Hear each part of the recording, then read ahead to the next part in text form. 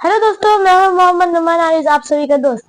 लेकर आए हो फिर से एक नई कहानी जिसका शीर्षक है कामकाजी बहू। सभी दोस्तों को ढेर सारा प्यार एवं स्नेह।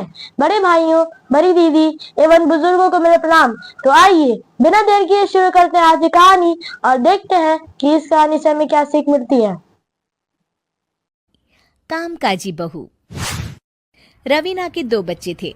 वो एक बड़ी कंपनी में काम करती थी। उसके ऑफिस जाने के बाद उसकी सास उसके बच्चों को संभाला करती, लेकिन रवीना को इसकी कोई कदर नहीं थी। एक दिन रवीना अपनी माँ से फोन पर कहती है, मम्मी क्या बताऊं, मेरी सास तो बिल्कुल अच्छी नहीं है।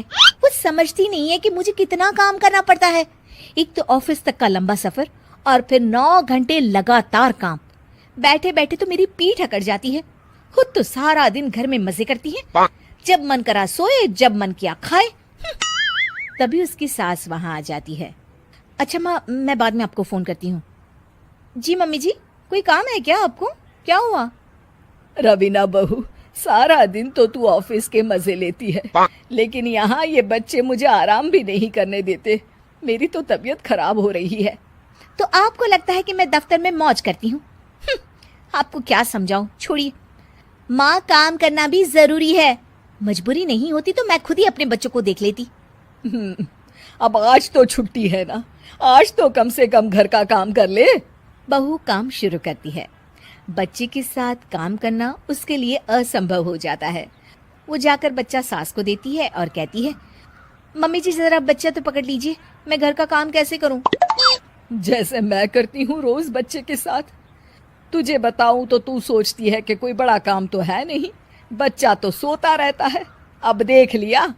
खैर, बस मैं यही तुझे समझाना चाहती थी। ला, बच्चा मुझे दे और काम कर। बहू मुंह बनाकर वहां से चली जाती है। वो मन में सोचती है, बात तो सही है, बच्चे के साथ घर का काम करना असंभव है।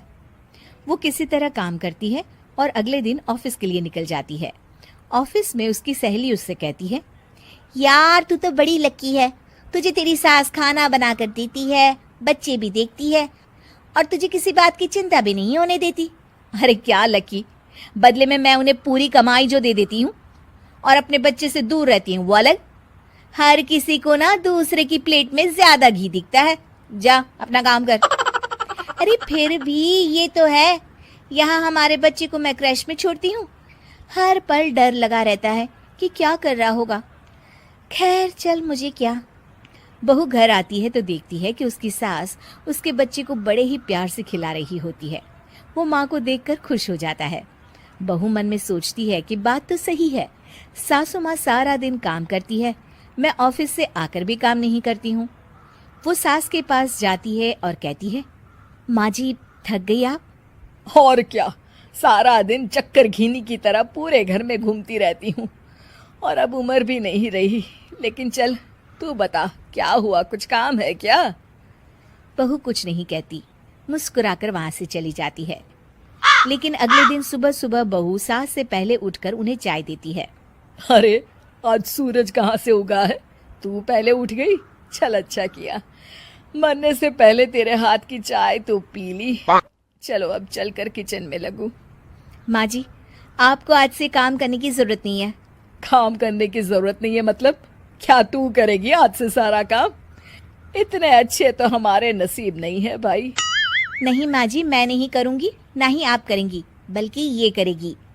तभी वहाँ एक काम वाली बाई आ जाती है। ये कौन है बहू? माँ जी, ये नौकरानी है और आज से सारा काम यही करेगी। मुझे माफ कर दीजिए माँ जी, मैं नहीं समझ पाई कि आप थक जाती हैं। आज से आप सिर्फ आराम करिए और मुन्ने के साथ खेलिए। और सास बहू बच्चे के साथ खेलने लग जाते हैं।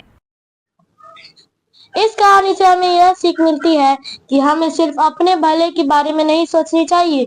अगर हम सिर्फ अपने बारे में फिक्र करेंगे तो हम स्वार्थी कहलाएंगे। जब हम दूसरों की भलाई के बारे में सोचते हैं तो दूसरे भी हमारे भलाई के बारे में सोचेंगे। इससे दोनों व्यक्ति के बीच में प्रेम और स्नेह भी बढ़ेगा। आपने और क्या सीखा, कमेंट में जरूर बताइए। जल्दी ही मिलते हैं एक नई कहानी के साथ। तब तक अपना और अपने परिवार का रखें ख्याल। Be happy, keep smiling, have a good day. Thank you.